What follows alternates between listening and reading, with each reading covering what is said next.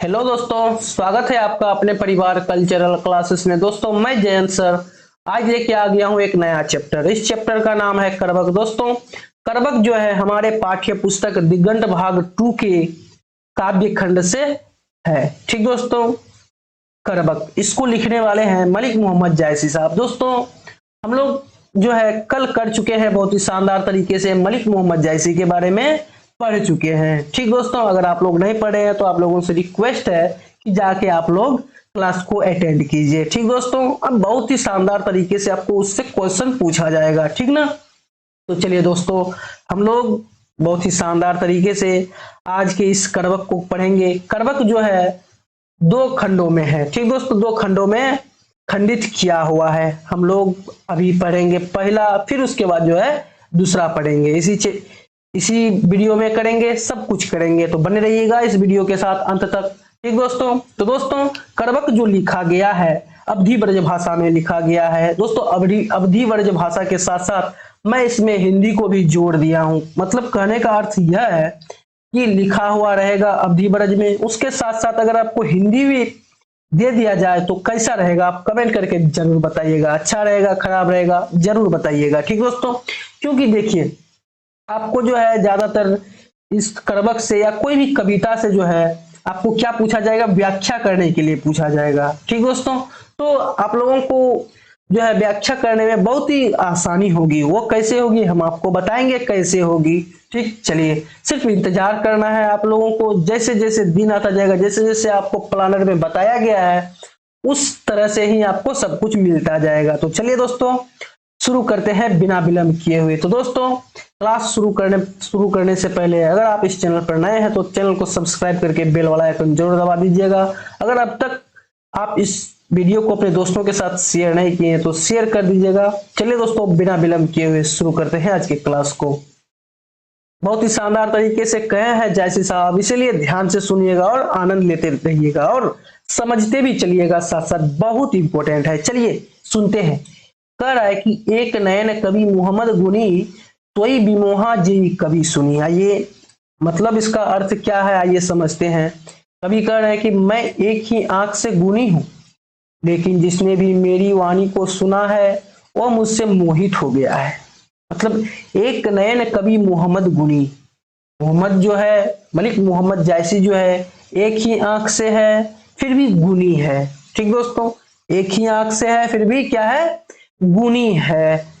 तोई बिमोहा, उसकी जो वाणी सुना है, कोई भी जो सुना है, कोई भी कवि सुना है या कोई भी व्यक्ति सुना है, वह इस करवक से जो है मोहित हो गया है। ठीक दोस्तों, समझ गए इसका अर्थ। चलिए एक बार फिर से दोहरा देता हूं कि एक नयन कवि मोहम्मद गुनी सोई बिमोहा जई कभी सुनी। ठीक दोस्तों, इसका अर्थ यही हुआ कि कवि कह रहे हैं कि मैं एक ही आंख से हूं लेकिन फिर भी गुणी हूं, लेकिन जिसने भी मेरी वाणी को सुना है वह मुझसे क्या हो गया है, मोहित हो गया है। ठीक दोस्तों, समझ गए यहां तक। चलिए आगे बढ़ते हैं, देखते हैं दूसरा लाइन क्या कहने की कोशिश किए हैं जायसी साहब। चांद जैसे जग विधि अवतारा, किन्ह कलंक दिन उजियारा। आइए समझते हैं इसका अर्थ अपने भाषा में, बहुत ही सरल भाषा में लिखा गया है। चलिए आइए समझते हैं। कह रहे हैं जैसी साहब कि चांद जो इस संसार में ईश्वर का अवतार है, यह जो चांद है इस संसार में इस पृथ्वी पर वह जो ईश्वर का अवतार है उसे भी कलंकित और श्रापित होना पड़ा है। सही बात है, चांद को भी कलंकित, देखिएगा चमकते हुए चांद में भी दाग होता है। ठीक दोस्तों, लेकिन क्या उन्होंने जो है चमकना छोड़ दिया इसी कारण से, इसी डर से कि उसमें दाग लगा हुआ है, कलंक है, श्रापित है? क्या श्रापित नहीं है? बिल्कुल श्रापित है। गणेश भगवान ने एक दिन उसको श्राप दिया था। क्या श्राप दिया था कि तुम जो है उसका देख के, उसका मुंह को देख के, गणेश भगवान का मुंह को देख के वो हंस रहा था। कौन? चांद भगवान। ठीक, चांद को भी श्राप दिया था कि तुम कभी नहीं चमकेगा, हमेशा हमेशा के लिए जो है अंधेरा होके रहेगा, तुम किसी को अपना चमक नहीं बिखार पाए, सॉरी अपना निखार किसी को नहीं दिखा पाएगा। ठीक दोस्तों, ऐसा कुछ हुआ था, देख लीजिएगा आप लोग गणेश लीला, अगर नहीं देखे हैं, बहुत ही इंटरेस्टिंग है। चलिए, इसीलिए यहाँ पे कहा गया है किसके द्वारा, मलिक मोहम्मद जायसी द्वारा, कि चांद भी जो है वह भी कलंकित है, वह भी श्रापित है। लेकिन क्या उन्होंने चमकने के लिए छोड़ दिया है? दूसरे को वह चांदनी नहीं देता है? देता है, आइए देखते हैं। पर उसने अपने कलंक को छोड़कर अपनी चांदनी को संसार में बिखेरा है। देखिए कितना उत्तम विचार है। इस जगत में तो एक चांद भी है। इस जगत में वह चांद भी चमकता है, उसमें भी कलंक है, उसमें भी दाग है। लेकिन उस कलंक को छोड़कर वह चांद अपने इस दाग को छोड़कर, उस दोष को छोड़कर अपने गुण जो है पूरे संसार में बिखेर दिया है। चांदनी को जो है संसार में बिखेर दिया है। इसलिए संसार उसके कलंक को नहीं, उसके गुणों को देखता है। बिल्कुल सही बात है। इस संसार के लोग जो है, देखिए 15 दिन के बाद उसका जो है चांदनी आता है इस धरती पर। आता है कि नहीं आता है? बिल्कुल आता है। ठीक दोस्तों, क्या उसके दोष को देखता है आदमी? नहीं देखता, उसके गुण को देखता है कि हर 15 दिन के बाद जो है यह जो है क्या लेके आता है? चांदनी लेके आता है। ठीक यही कहने का कोशिश किया है। किसने? जायसी साहब ने, कि चांद जैस जग विधि अवतारा, दिन कलंक किन्हीं उजियारा। चांद में भी दाग है। इस चांद को जो है ईश्वर ने जो इस धरती पर उतारा है, इसमें भी दाग है। लेकिन क्या इस पर दाग रहते हुए भी क्या इन्होंने चमकना छोड़ दिया? नहीं छोड़ा है। किसी को भी दिन दुखी, गरीब, अमीर, सबको यह अपना चांदनी से प्रकाशित किया है। ठीक दोस्तों, चलिए समझ गए बहुत ही शानदार तरीके से। आज बस आगे बढ़ते हैं। कह रहा है लेखक कवि साहब जायसी साहब की, जग सूझा ये कई नए नाहा, हुआ सुख अस नखतन माहा। आइए अर्थ को समझते हैं कि कवि संसार को अपनी एक ही आंख से देखते हैं। आइए समझते हैं कि जग सूझा एक ही नए नाहा। कवि जो है उसको सूझता है एक ही आंख से, पूरा संसार उसको सूझता है, यानी कि एक ही आंख से पूरे संसार को देखता है। कौन? मलिक मोहम्मद जायसी साहब, जो आकाश के नक्षत्र के मध्य में उदित होने वाले उस शुक्र नामक तारे के समान है, जो बहुत चमकीला और गुणी है। वह उसको देखता है एक आंख से, जो गुणी है, जो दूसरे को प्रकाशित करता है, उसको देखता है उस आंख से। ठीक दोस्तों, वह शुक्र मतलब शुक्र नामक तारा को, अस नखतन माहा उसको देखता है, जो बहुत चमकीला है और गुनी भी है। ठीक दोस्तों, समझ गए यहाँ तक? चलिए आगे बढ़ते हैं, देखते हैं नेक्स्ट क्या है हम लोगों के पास। कह रहा है कि ज्यों लही अंबही डाब न होई, तो लही सुगंध बसाई न सोई। अर्थात कहने का अर्थ यह है कि जब तक आम में डाब है, यानी कि मंजरी, लोग कहते हैं कि मंजन, जब तक मंजन नहीं आ जाता, मोजर नहीं होती है, तब तक उसमें सुगंध है, लेकिन मिठास नहीं बचती है। बिल्कुल बात सही है कि जब तक आम के पेड़ में मंजर नहीं आ जाता है, तब तक उसमें सुगंध नहीं होता है। बिल्कुल सही बात है। अर्थात आम में जब नुकीलापन या कड़वा रस नहीं होता, तब तक उसमें मिठास नहीं होता है, और न ही उसमें सुगंध होता है। ठीक, इसलिए यहाँ पे कहा गया है मलिक मोहम्मद जायसी द्वारा कि ज्यों लही अंबही डाब न हुई, त्यों लही सुगंध बसाई न सोई। ठीक, समझ गए यहाँ तक? अर्थ भी समझते हुए चलिएगा आप लोग साथ साथ, बहुत ही इंपॉर्टेंट है। चलिए इसी के साथ आगे बढ़ते हैं, देखते हैं अगला लाइन क्या है हम लोगों के पास। किन्न समुद्र पानी जो खारा, तो अति भऊ असुझा पारा। ये समझते हैं, बहुत ही सिंपल है इसका अर्थ। कहा गया है कि जो समुद्र इतना विशाल है, इसमें अनेक प्रकार के जल जीव निवास करते हैं। ठीक, यह जो समुद्र है, अनेक प्रकार की समुद्र में जो है जीव निवास करते हैं, मछली, सांप वगैरह जितना है सब चीज निवास करते हैं इस समुद्र में। ईश्वर ने उस समुद्र के जल को भी खारा बना दिया है। ठीक, समुद्र का जल खारा होता है तो सब कोई जानता है, लेकिन क्या उस समुद्र का जल जो खारा है, क्या जीव नहीं रहते हैं उसमें? खारा है लेकिन जीव रहते हैं ना। अगर आप लोगों को थोड़ा सा नमक पानी पिला दिया जाए तो आप लोग जो है कहाँ चल जाइएगा? रसातल में चल जाइएगा। लेकिन ऐसा है समुद्र में? नहीं है। आइए समझते हैं क्यों नहीं है। जिसमें सभी नदियों का जल आकर मिलते हैं, लेकिन समुद्र का एक गुण है कि वह उसके जल में कभी बाढ़ नहीं आती। आइए समझते हैं, बहुत ही शानदार तरीके से कहा गया है कवि द्वारा। यह जो समुद्र है इसमें जो है तरह तरह के जीव जंतु रहते हैं। ठीक दोस्तों, जलीय जीव रहते हैं इसमें। भगवान जो है, ईश्वर जो है, इस समुद्र के पानी को भी खारा बना दिया है। लेकिन खारा बना दिया कोई बात नहीं, लेकिन फिर भी उसमें जलजीव निवास करते हैं ना। समुद्र का यह गुण है। क्या गुण है कि अगर उसमें कोई भी नदी का पानी आके मिल जाता है तो क्या उसमें बाढ़ आती है? नहीं आती है। वह जैसा है वैसे, आप उस पर 10 बाल्टीन 20 बाल्टीन पानी मिला दिए, क्या उसका पानी बढ़ेगा? नहीं बढ़ेगा। जो नियत है वही नियत रहेगा। ठीक, चलिए समझ गए यहाँ तक। चलिए आगे बढ़ते हैं, देखते हैं आगे क्या कहना चाह रहे हैं मलिक मोहम्मद जायसी साहब। कह रहे हैं कि जो सुमेरु त्रिशूल विनाशा, भा कंचन गिरी अलाग आकाशा। आइए समझते हैं। सुमेरु पर्वत है, त्रिशूल सब कोई जानते हैं। ये समझते हैं, अर्थ बहुत ही सिंपल है। जिस सुमेरु पर्वत को शिव जी ने अपने त्रिशूल से नष्ट किया, वह कंचन गिरी यानी कि सोने की पर्वत बनकर आकाश को छूने लगा। क्या हुआ कि शिव जी जिस पर्वत को अपने त्रिशूल से नष्ट किया, उस पर्वत का नाम क्या है? सुमेरु पर्वत। उसको जो है भगवान शिव अपने त्रिशूल से नष्ट कर दिया था। लेकिन नष्ट करने से क्या हुआ? कुछ हुआ? नहीं हुआ। उसके साथ साथ जो है वह सोने का पर्वत बन गया और आकाश को छूने लगा। वही यहाँ कहा गया है कि जो सुमेरु त्रिशूल विनाशा, भा कंचन गिरी लाग आकाशा। ठीक समझे? यहाँ तक बहुत ही शानदार तरीके से कहने का कोशिश किए हैं यहाँ पे मलिक मोहम्मद जायसी साहब। चलिए इसी के साथ साथ बढ़ते हैं आगे, देखते हैं नेक्स्ट क्या है हम लोगों के पास।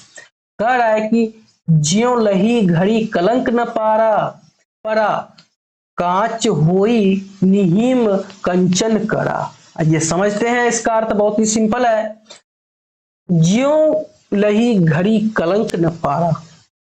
ठीक समझते कि जब तक घड़िया मैला नहीं होता या कोयला नहीं जलता, तब जब तक सोने को आग के ऊपर तपाया नहीं जाता, तब तक कच्ची धातु सोना नहीं होती और न ही कड़ा होती है। आइए समझते हैं इसका मतलब कि आप जब तक कष्ट नहीं कीजिएगा तब तक आपको इष्ट की प्राप्ति नहीं होगी।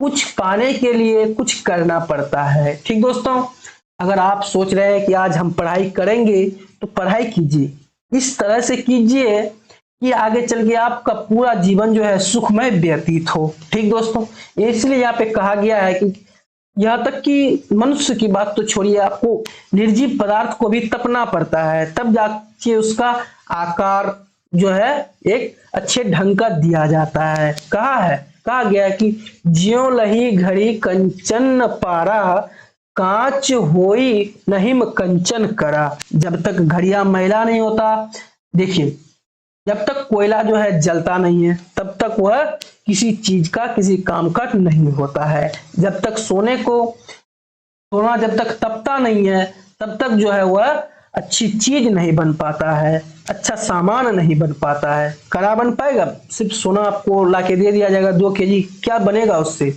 उसको तपाइएगा तब ना वो बनेगा। ठीक समझ गए इसका अर्थ? चलिए आगे बढ़ते हैं और समझते हैं क्या कहने का कोशिश कर रहे हैं मलिक मोहम्मद जायसी साहब। कह रहे हैं कि एक नयन जस दर्पण और तेही निर्मल भाऊ, तब रूपवंत गही मुख जो वही कई चाऊ। ठीक दोस्तों, आइए समझते हैं इसका मतलब। बहुत ही आसान है। कह रहे हैं यहाँ पे कवि साहब की मेरी जो है एक ही आंख है। आप सब कोई जानते हैं, लेखक परिचय में हम लोग किए थे कि दाएं आंख और दाएं कान से जो है कौन? मलिक मोहम्मद जायसी साहब काना है और बहरा भी है। दाएं आंख से काना है और दाएं आंख से काना है और दाएं कान से बहरे हैं। कौन? मलिक मोहम्मद जायसी साहब। लेखक परिचय में बहुत ही शानदार तरीके से कर चुके हैं, हम लोग पढ़ चुके हैं। इसलिए यहाँ पे कह रहे हैं मलिक मोहम्मद जायसी साहब कि मेरी एक ही आंख है जिससे मैं इस संसार को देखता हूं। ये आंख दर्पण के समान है। आपको पूछा जाएगा कि मलिक मोहम्मद जायसी साहब आंख की तुलना किससे करते हैं? तो दर्पण से करते हैं। याद रखिएगा। चलिए आगे बढ़ते हैं। इसका भाव निर्मल है। इस रूपवान लोग, सब रूपवान लोग जो है इसे मतलब मेरे चेहरे को बड़े चाव से मुख को देखते हैं, मेरे मुख को देखते हैं। आइए समझते हैं फिर से कि एक नयन जस दर्पण और तेहि निर्मल भाव, मतलब मेरा जो है एक ही आंख है और इससे मैं सारे संसार को देखता हूँ। ये जो आंख है, मेरा एक आंख, वह दर्पण के समान है और इसका जो भाव है बिल्कुल ही स्वच्छ है, बिल्कुल ही निर्मल है। ठीक, चलिए, जितना भी रूपवान लोग हैं, मेरा तो एक ही आंख है, मैं चेचक से हूँ, मुझको क्या देखेगा। जितना भी सब अपने को रूपवान नहीं कहा है, अपने को सुंदर नहीं किया, नहीं कहा है, किसने? मलिक मोहम्मद जायसी ने। चलो भाई, मैं तो काला हूँ, उससे कोई मतलब नहीं है। मैं रूपहीन हूं तो इससे कोई दिक्कत नहीं है। ठीक, दूसरा जो अच्छा है, जो रूपवान है, वही लोग हमको जो है बहुत ही चाव से देखते हैं। यह यहाँ पे कहने का कोशिश किए हैं मलिक मोहम्मद जायसी साहब। पहला करबक के अंतिम पंक्ति में यही कहने का कोशिश किए हैं कि मेरा एक ही आंख है जिससे मैं इस संसार को देखता हूँ। यह जो आंख है वह दर्पण के समान है, इसका भाव जो है बिल्कुल ही निर्मल है। और यह सब जो है रूपवान लोग जितने भी हैं इस संसार में, सब लोग हमको जो है बड़े चाव से मेरे मुख को देख रहे हैं या मुझको देख रहे हैं। ठीक दोस्तों, समझ गए यहाँ तक पहले करबक को। चलिए इसी के साथ साथ बढ़ते हैं आगे और देखते हैं दूसरा करबक क्या कहना चाह रहा है। तो चलिए दोस्तों, अभी हम लोग दूसरा करबक की ओर बढ़ते हैं। कह रहा है कि मलिक मोहम्मद जायसी साहब की, मोहम्मद यही कवि जोड़ी सुनावा, सुना जो प्रेम पीर गा पावा। आइए समझते हैं इसका अर्थ क्या है। अर्थ यही है कि मोहम्मद कवि की इस काव्य रचना को जिसने भी सुना है और प्रेम की पीड़ा को सुना है, उसी ने प्रेम की पीड़ा को समझा और उसे गा पाया है। आइए समझते हैं क्या कहना चाह रहे हैं कि मोहम्मद यही कवि जोड़ी सुनावा, मतलब मलिक मोहम्मद जायसी का जो यह काव्य है, यह कविता है, उसके रचना को जिसने भी सुना है, उसकी कविता को जिसने भी सुना है, वह प्रेम के पीड़ा को सुना है। उसी ने प्रेम की पीड़ा को समझा भी है और उस प्रेम के पीड़ा को गा पाया है। ठीक दोस्तों, इस पंक्ति का यही मतलब है। क्या है, आइए फिर से समझते हैं कि मोहम्मद यही कवि जोड़ी सुनावा, मतलब सिंपल तरीके से हम लोग याद करते हैं, समझते हैं कि मलिक मोहम्मद जायसी का यह जो काव्य है, यह कविता है, जिसने भी सुना है, क्या सुना है कि सुना जो प्रेम पीर गा पावा, यह प्रेम के पीड़ा को सुना है, उसी ने प्रेम की पीड़ा को समझ सका है और गा पाया है। ठीक, जैसा पंक्ति होगा ब्रज अवधी भाषा में उस तरह का ही मीनिंग यहाँ पे निकलेगा।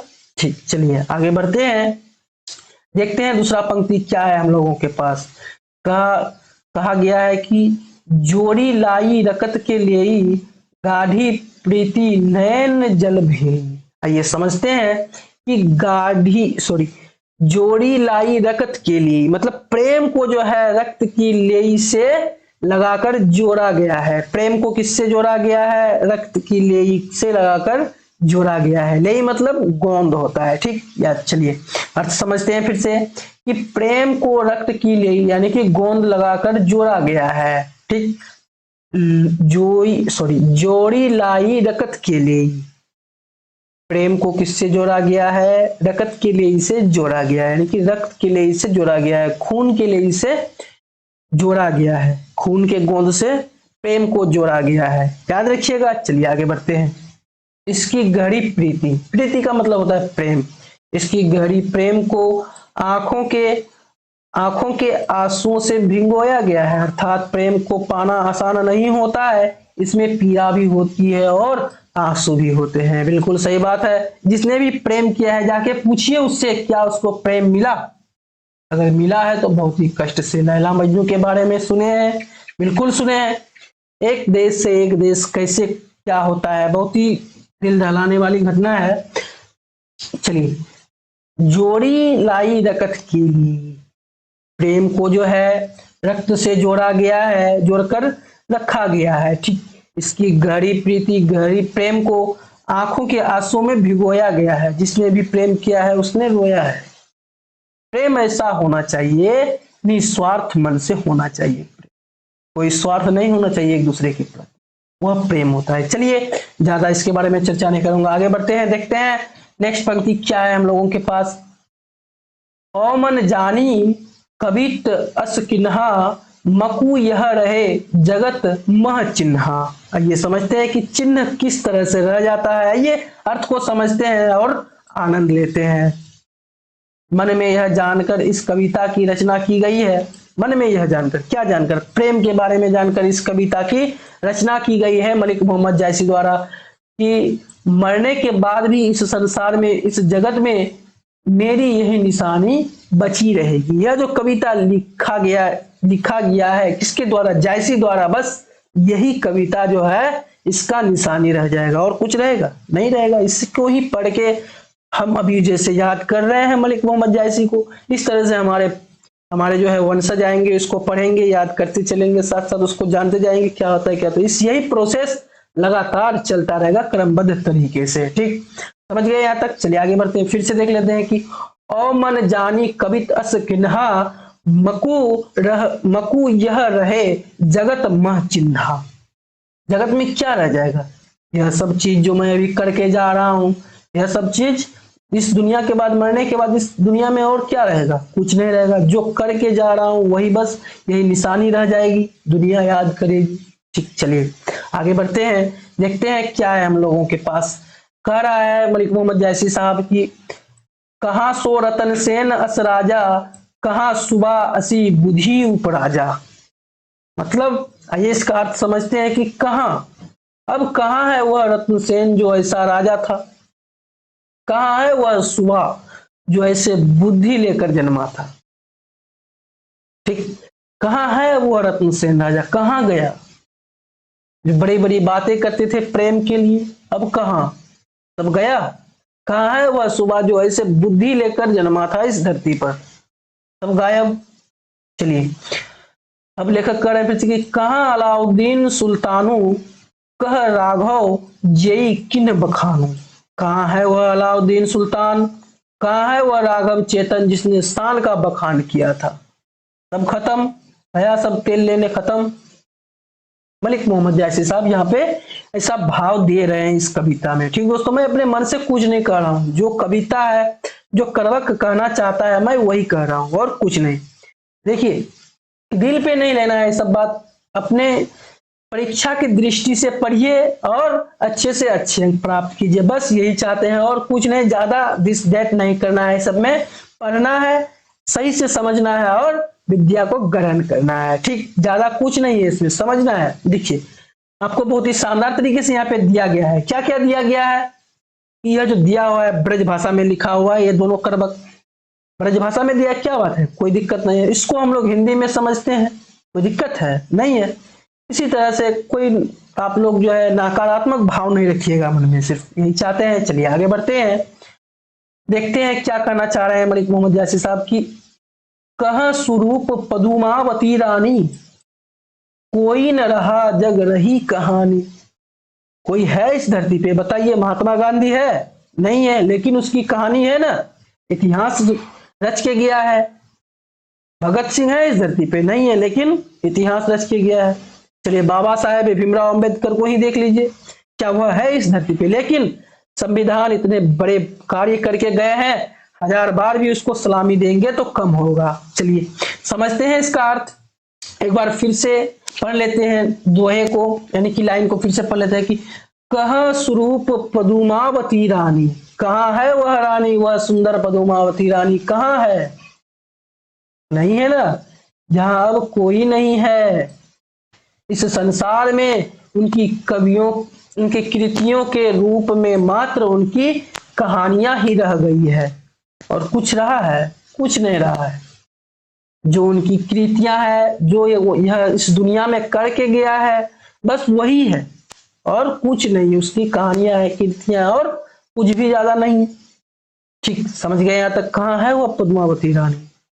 ठीक, चलिए समझ गए यहाँ तक, आगे बढ़ते हैं और देखते हैं पंक्ति क्या है कि धनी सौ पुरुष जस कीर्ति जासु, फूल मरे पे मरे न बासु। ये बहुत ही शानदार तरीके से अपने भाषा में समझते हैं कि पुरखों की आवाज उनकी यश उनकी कृतियां ही रह जाती है।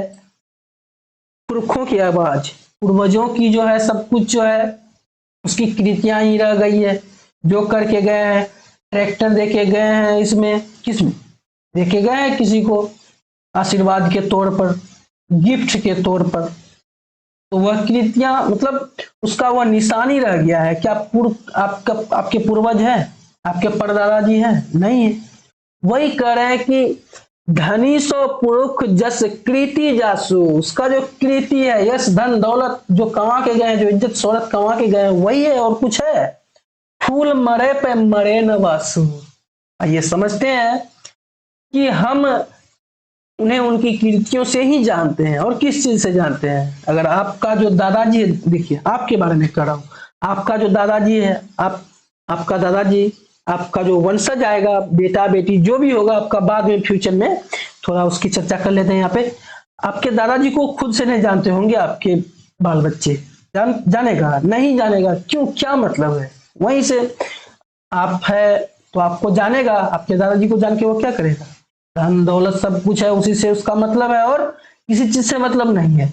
वही कहा गया है कि धनी सौ पुरुष जस कृति जासु, फूल मरे पे मरे न बासु। सब कुछ मर जाता है लेकिन निशानी जो है यही रह जाता है। जैसे फूल जो है एक पेड़ से झड़कर नष्ट हो जाती है, पर उनकी सुगंध कभी नहीं नष्ट होती है। ठीक दोस्तों, जैसे हम लोग बाबा साहेब को जानते हैं, वह आए, क्या क्या नहीं करके गए हैं इस देश के लिए। यह सवाल खड़ा उठता है कि क्या क्या नहीं करके गए हैं। जो चीज करके गए हैं तो वह चीज को संभाला नहीं जाता है, ठीक ना? बहुत सारे चीज करके गए हैं इस दुनिया से। कौन? बाबा साहेब भीमराव अंबेडकर की, उसका जो है अभी सुगंध ले रहे हैं हम लोग धीरे धीरे करके। उसी तरह से यहाँ पे कहा गया है कि जैसे फूल झड़कर नष्ट हो जाते हैं, लेकिन नष्ट होने से क्या होता है? वही से नष्ट होती है, उसका जो सुगंध है, उसकी जो अच्छाई है, वह क्या कभी कम नष्ट होता है? नहीं होता है। इसलिए यहाँ पे कहा गया है फूल मरे पे मरे न बासु। ठीक, समझ गए यहाँ तक? चलिए आगे देखते हैं क्या कहना चाह रहे हैं यहाँ पे। केई न जगत जस बेचा, केई न लीन जस मोल। किसी ने संसार ने अपने यश को नहीं बेचा, किसी ने संसार में अपने यश को कभी नहीं बेचा है। ठीक, जो यह पढ़ कहानी हम सवेरे दुई बोल। मतलब जिसने भी इस कहानी को पढ़ा है उसी ने दो बोल हम सब बोल, उसी ने दो बोल हम सबसे बोले हैं। मतलब ये जो कहा गया फिर से थोड़ा देख लेते हैं कि किसी ने संसार में अपने यश को नहीं बेचा है। केई न जगत जस बेचा, इस जगत में, इस संसार में अपने यश को कोई भी नहीं बेचा है। किसी ने अपने यश का मूल नहीं लिया है। किसी ने मतलब केई न लीन जस मोल, किसी ने अपने यश का मूल नहीं लिया है।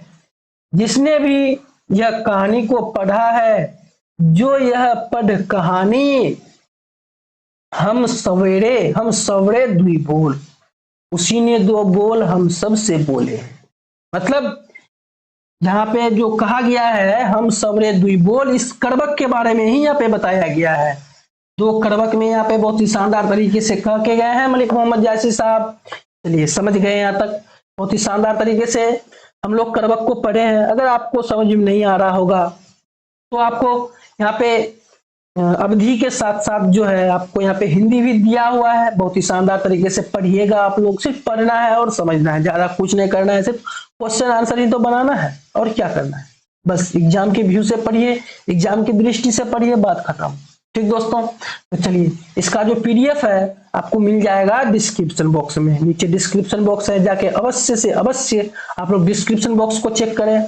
प्रत्येक क्लास का जो पीडीएफ है उसमें आपको दिया हुआ रहेगा। ठीक, मिस नहीं करना है और शानदार तरीके से पढ़ाई को जारी रखना है। तो चलिए दोस्तों, अगर आप लोग यहाँ तक वीडियो को देख चुके हैं तो कर दीजिए इस वीडियो को जमकर शेयर अपने दोस्तों के साथ, और इस चैनल पर नए हैं तो चैनल को सब्सक्राइब करके बेल वाला आइकन जरूर दबा दीजिएगा। चलिए दोस्तों, कल मिलते हैं फिर से नए उमंग और उत्साह के साथ और करवक चैप्टर के वस्तुनिष्ठ प्रश्न के साथ। तब तक के लिए राधे राधे।